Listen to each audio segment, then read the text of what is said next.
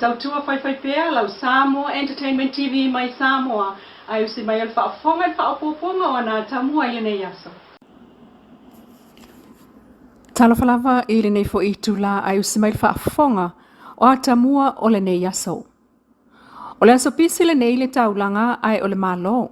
E le ngata o le solo ata avale teutewina mo Miss Samoa mai le tae au i le taulanga ai o le tatala alo i ai o le mtanga aluenga fowo ele mafua ngā whanua. I lona ofisa i tuana i mato i le malai tā polo fo ngā whalilua le asa whaafoia nea i le ofisa o le Samoa Land. O le se fululua fo i le awauli o le so, le o whaapa i ai le hola le aonga tulanga lua, a manonauta mo le angai i luma o whanau a le itu malo a inga le tai. Ile, ua tatala alo i ai nei fo i le fale ma le ofisa whaapitoa e whaafofoa ma whaafai le leini e le meni whaiola a le maenga o suenga whaasai e nisi al mtanga aluenga le Strasi vai lima. Sauno alo i ai i le fionga i le minista o suenga whaasai e nisi ai o whaatoanga ma whainga whaiva. Le sunga la auli al mali e toa pula taivao le ua tea Forces Schmidt i le tatalaina o le atina e tā ua. Mo le ofisa au tu e whaafoa ma whaamautu wai ni pisi nisi tau whaatoanga Samoa le Samoa Agri-Business Incubation Center. E nisi o tala, ua ma eu le tau vanga o le Miss Samoa nei fo i tau sanga ma le tau pati mai o fono ai tu malo filifilia. O ngafa ma le whaamata ngofia ino ta avale teuteu, mo ta maita i tau vai se fulu lima, o le hao whai fo ile nao ta avale o le solo. E tofu lava le fono whaavae ma lana ta maita i teuteu whaatau iai le ta avale ma le sini, o le wha moe sao whanga mo le manuia lau tele. Ua avatu iai le whaasu lima awhia i tā la, i whono whaavae la tau te whaatino ai lea wha moe e pei o na mōli mawina i lea so. O le tauvanga o le Miss Samoa, le tau walunga iai le nei aso o le te wila, ma whai ai lo na lau ngā tongi le po a tae ao, le aso to nai i le whaleta aloi tua na i mato.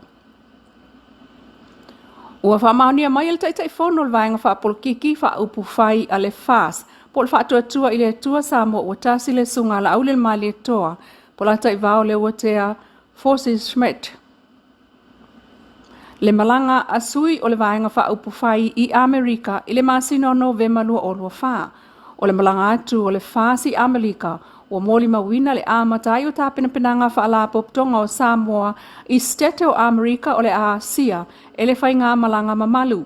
O le malanga ua whaitau masina talo na tāpena i ei whaala poptonga Samoa i Amerika i mātū. O le awhetau i tonu, ma le taimi atoa i ei le whātau sanga o le vaenga whaupwhai le whaas, wa lātou pūlea nei le mālo talu mai le lua o lua tasi. E le ngata o le aso whanau o le vaenga whaupwhai, e o se awala fo i lea, e whai sao ai tangata Samoa o i Amerika, e le whausia o se ofisa mautū, mo le whaas, lea o lo whaafoe mai ana ngā ruenga i le taimi nei, i le maota Samoa i vaitele. Ua toe tu watu ai nei i tu malo le te wina ma le leo ina o whale mai whaai tu malo i savai ma upolu o se tūlanga lea na sawai i le silia le 5 fulu tau sanga taluai o le a wai lea o fio anga o i tu malo e whai leo ngai whale mai ma tā pena, teu, ma fufulu whale mai whaai tu malo. O pine o nā ti na e sasa wai sa no fo mawai le fo mai i le whale mai wha aitu malo. Ma whau e se lava lona maota i nā tau sanga. E iei tina sa whana nau i whale mai wha aitu malo. Sa wha aingoa i lava la tau pepe i le fo mai o nā vai tau. O le vai so nei, le ua fola mai ai e le minister tanga luenga le soifua malo lo ina. Le fionga walasi tonga manga tā fito sele. Le toe wha matu atu. O lea ngā luenga o le tausia, fufulu, mawaia, le tausinga o le saonga le mū, o whale mai wha aitu malo i whono wha avae. Ai, o iere manatu, ua tua tuitua, te ungo, tātou whale mai. I whono wha avae, pei o na iei tātou wha moe boi. E sengi e whono wha avae, e whi meina man maro, ea e wha soa fo e la kou.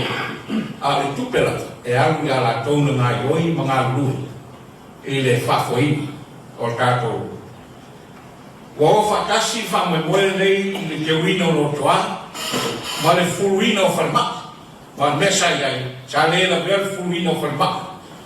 Ia lea ua ngai ina kasi ma whautuina le tātou maro ina ia mawhai sa umi an whakatari o na saia teimi wa motia kato leis kato loia ia o le iulai li kausanga nei wai a matu kato li poti le whafo mai a nisio mistaro o la mai il mof ia po le tanga lengo tupe ai pe au matau tau na i lalo le kato ploketio le miliona pe tai sa to e fopuni le ai e ese miliona ese lava me sa wai ki tohina o tapo por kalame nei mai mitanga luenga o se fumaro e ala i fufuanga ia matulanga pe ona fakura mai e tato vai no tupe o mesiri faftai ia ua o mali ia mitanga la tupe i se finau sa finau ia ia te tompe el tato malo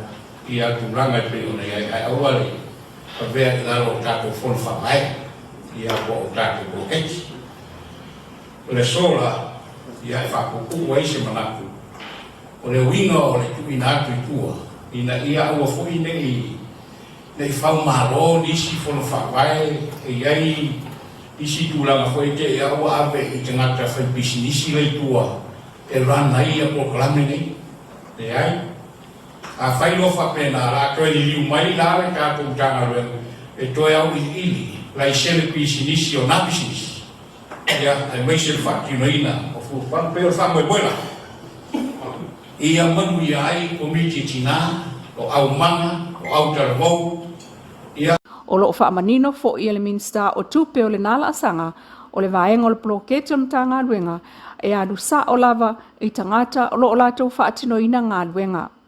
Ua mautua i nei ta vale po o van mo fale mai fa itu malo i sava i maupolu lea na fa mea lo fa mai le malo New Zealand Australia e pe on sa no le minista o le aso longa sa nga le muai so i fua o le au fai ngā luenga i fa atinonga o lato ngā luenga i fale mai tua.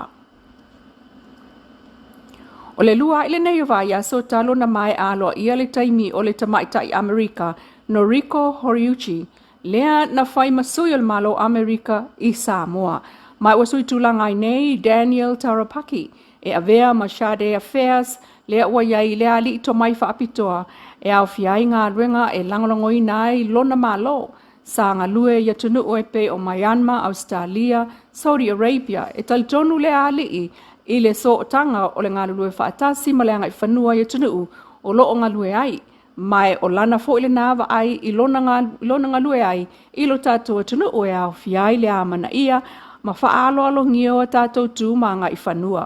O le ngangana leisi o anga nuu a tunu o e pei o Samoa ai o leisi fo ile nao vaenga o lana ngā lue ngai fia tele i ai o lea o oina lea o se ngangana fau. Tala nao nei tūla ai manuia tau manga o le nei fo iasa ma le whai ungo le vai iaso. Haftai lau whaafonga le tautua whai pēa le Samoa Entertainment TV mai Samoa i le nei fo i tūla mana tamua. Haftai fo i le Wendy's design o lo i funga lei mo le ofu mātango fie